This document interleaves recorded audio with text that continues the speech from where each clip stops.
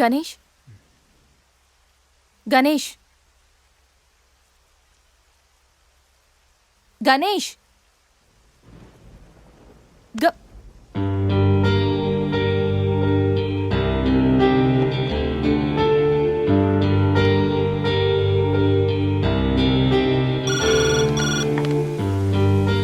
Hello, నేను 502 నుంచి సంధ్యని మాట్లాడుతున్నాను. గణేష్కి ఫీవర్గా ఉంది. డాక్టర్ ఎవరైనా ఉన్నారా? కొంచెం అర్జెంట్. సరే మేడం.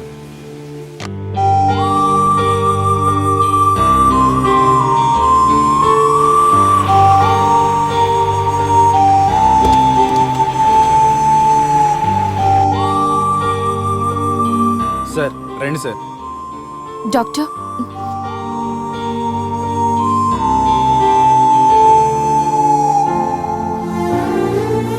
కంగారు పడాల్సిన అవసరం లేదు. నార్మల్ ఫీవరే. టాబ్లెట్స్ ఇస్తాను, అవి వాడితే సరిపోతుంది. Daily 3 tablets. ఆఫ్టర్ ఫుడ్ ఇవ్వండి. రేపటికల్లా తగ్గిపోతుంది. ఓకే. ఓకే అమ్మా. Thank you doctor.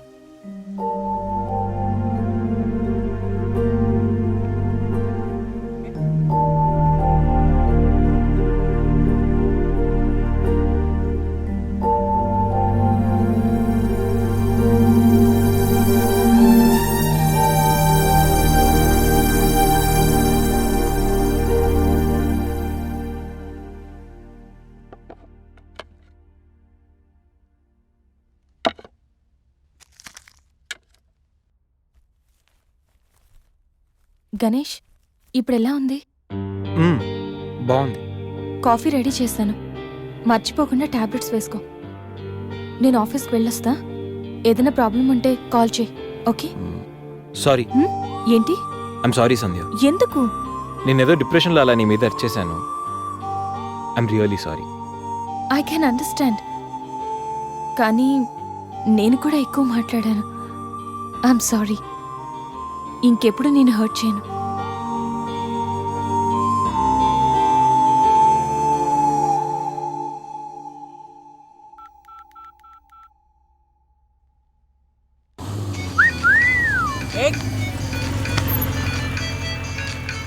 ఏమైంది మావా? ఎవరో ఫోన్ రా.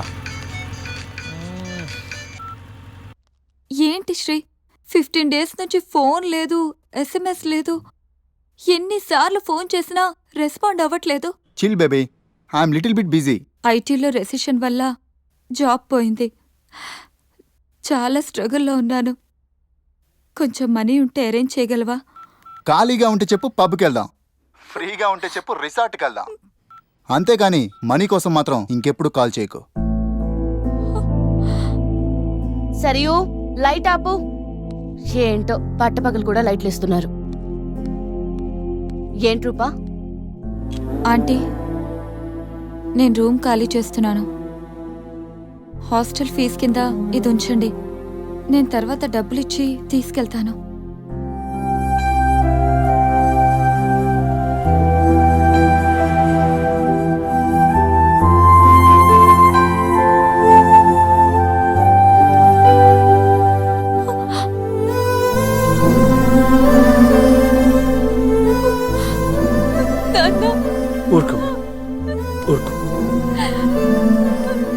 ఐటీ ఇండస్ట్రీలో భూములు రెసిషన్లో ఉంటాయి, కానీ తల్లిదండ్రుల ప్రేమ కాదు.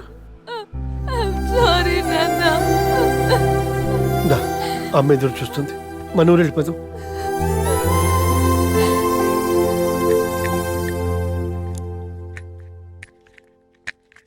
ఇప్పుడు ఎలా ఉంది గణేష్? నీకు ఫీవర్గా ఉందని సంధ్య చెప్పింది. శేఖర్ గాడు ఎలా ఉన్నాడు? వాడు ఓకేరా. 2-3 డేస్లో డిశ్చార్జ్ చేస్తామన్నారు. ఇంకా ఈ వీకెండ్ ఎలా మిస్ అయింది కదరా. నెక్స్ట్ వీకెండ్ ఏం ప్లాన్ చేస్తున్నావు?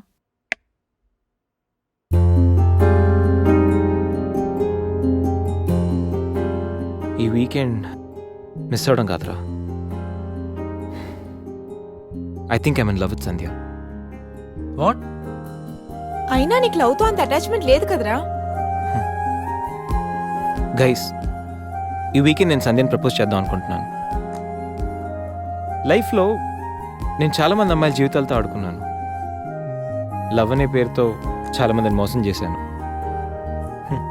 అమ్మాయిలంటే ఇలాంటి వాళ్ళు అలాంటి వాళ్ళని చాలా థియరీస్ క్రియేట్ చేశాను. కానీ అదెంత తప్పు నేనెంత ఫూలిష్గా బిహేవ్ చేసానో మన శేఖర్ గారిని చూసిన తర్వాత అర్థమైందిరా. నా వల్ల ఎంతమంది హర్ట్ అయి ఉంటారు కదా. మన శేఖర్ గాడ్లా ఎంతమంది సూసైడ్ అటెంప్ట్ చేసి ఉంటారో తలుచుకుంటే నాకు నా మీద ఆశయం వేస్తుందిరా. కానీ నిజమైన లవ్ అంటే ఏంటో ఫస్ట్ టైం లైఫ్లో సంధిలో చూశాను. నిజానికి నేనైతే తనతో ఎంజాయ్ చేయడానికి లివ్ ఇన్ రిలేషన్షిప్లోకి లాక్కొచ్చాను. కానీ సంధ్య తనకు నా మీద ఉన్న అభిమానంతో, నా మీద ఉన్న నమ్మకంతో నాతో కలిసి ఉండడానికి ఒప్పుకుంది. సంధ్యను పొందడానికి నేను ఎన్ని ప్లాన్లు వేసినా తను మాత్రం నాలో మంచి మాత్రం చూసిన గొప్ప మనసురా తంది. నేను నా బర్త్డే అన్న విషయం మర్చిపోయి సంధ్యతో ఎలా ఎంజాయ్ చేయాలని ప్లాన్ చేస్తుంటే తను మాత్రం ఎప్పుడెప్పుడు 12 అవుతుందని కేక్ క్యాండిల్స్తో నా కోసం ఎదురు చూసిన ఆ క్షణం పూర్తిగా మారిపోయాను రా. Happy birthday Ganesh. నువ్వు మంచివాడివి గణేష్. నువ్వు నవ్వుతూ ఎదుటి వాళ్ళని ఎప్పుడూ నవ్విస్తూ హ్యాపీగా ఉంటావు. ఒక అమ్మాయి నిజంగా ప్రేమిస్తే ఆ ప్రేమ ఇంత గొప్పగా ఉంటుందని సంధ్యను చూసిన తర్వాత అర్థమైంది.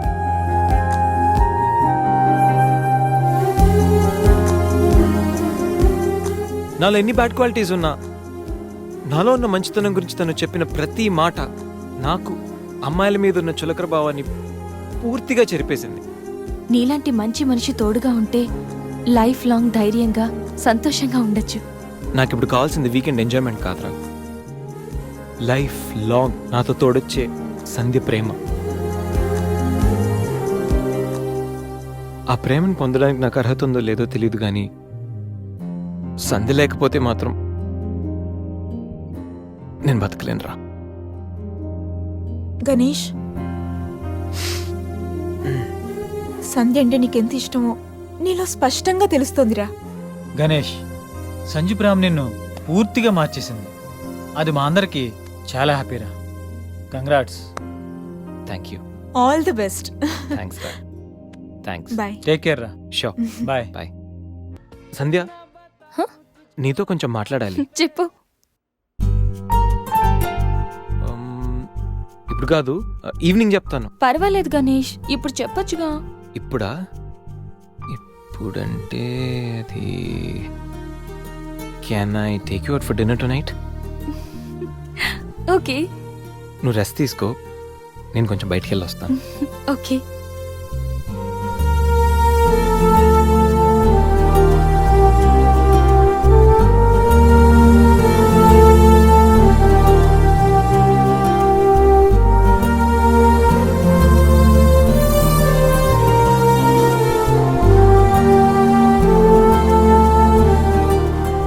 ప్రపోజ్ చేయబోతున్నాడా?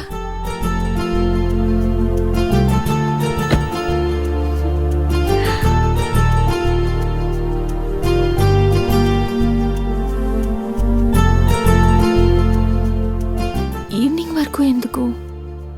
ఇప్పుడే చెప్పేయచ్చుగా. నువ్వు కూడా ఇలాగే ఫీల్ అవుతూ ఉంటావు. I love you Sandhya.